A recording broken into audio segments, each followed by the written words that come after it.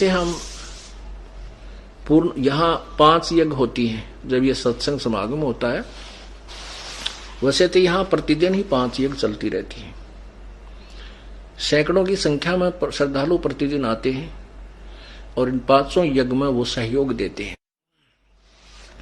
एक यज्ञ धर्म की, दूसरी यज्ञ ध्यान, तीसरी यज्ञ हवन की, चौथी यज्ञ प्रणाम और 5वीं यज्ञ है ज्ञान की। तो यहाँ पर 500 यज्ञ होती हैं।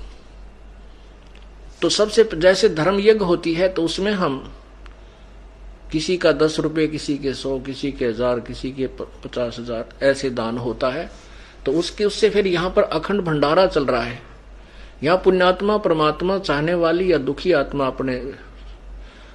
अपने जो दुख है उनको निवारण करने के लिए आती हैं और यहाँ आकर के वो बड़ी प्रेम से आहार करती हैं। प्रभु का, भक्तों का दिया हुआ दान जो प्रभु के निमित्त हो जाता है वो अमृत तुल्य बन जाता है। फिर यहाँ परमात्मा की वाणी, भक्तों के सत्संग, भक्तों के सुमन ध्यान यहाँ चलते रहते हैं।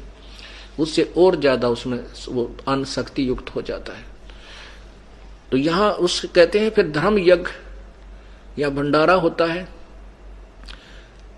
एक यज्ञ धर्म की, दूसरी यज्ञ ध्यान। जैसे यहाँ आते हैं तो परमात्मा ही याद रहता है।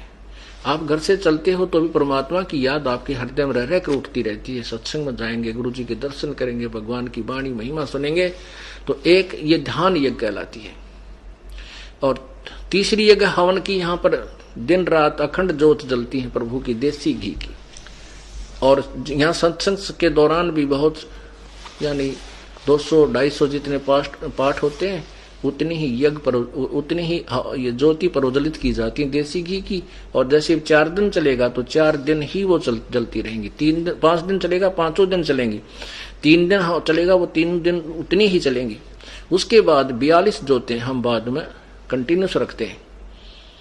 जो जैसे कोई ज्योति हवन नहीं कर सकते, कुछ हवन यहाँ के लिए घी दे जाते हैं तो हम उसको करते रहते हैं।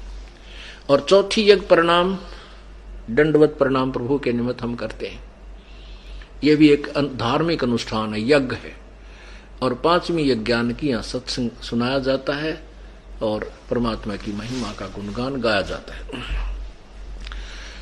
तो ये सबसे पहले जब हम धर्म भंडारा करते हैं तो प्रभु का भोग निकालते हैं। परमेश्वर को, पूर्ण परमात्मा को प्रतिष्ठित, हम तो उसको प्रतिष्ठित रखते ही रखते हैं। वो तो हमारा है, मूल वही है, कबीर परमेश्वर, पूर्ण ब्रह्म। तो उसके निमित्त हम भोग निकालते हैं। उसके बाद शेष बचे हुए अन्न को हम वितरित करते हैं, सबको भंडारा रूप में या वैसे प्रसाद रूप में। तो यहाँ यही लिखा कि यज्ञ से बचे हुए, यज्ञ का अर्थ है शास्त्र अनुकूल साधना। हम शास्त्र अनुकूल साधना कर रहे हैं और उसमें जो विधिवत साधना की जाती है, जो परमात्मा को भोग लगा दिया गया, उसके बाद शेष बचे हुए अन्न को हम आप सभी को खिलाते हैं। तो कहते हैं उस यज्ञ से बचे हुए शेष अन्न को खाने से ये सब पापों से मुक्त हो जाते हैं। तो इसी का प्रकरण, क्योंकि तीसरे से संबंधित चौथे में चल रहा है, चौथे अध्याय के अब 31वें को समझेंगे। हमने चौथे के 34 तक पहुंचने के लिए भूमिका बनाई जा रही है।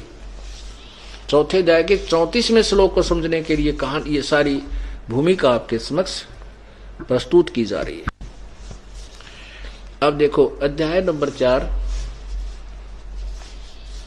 और श्लोक नंबर 31 में आ जाइए। हे कुरुश्रेष्ठ अर्जुन, यज्ञ से बचे हुए अमृत का अनुभव करने वाले सनातन परब्रह्म को प्राप्त होते हैं।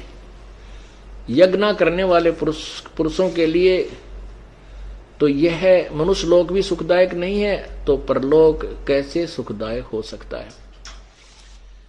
अब देखो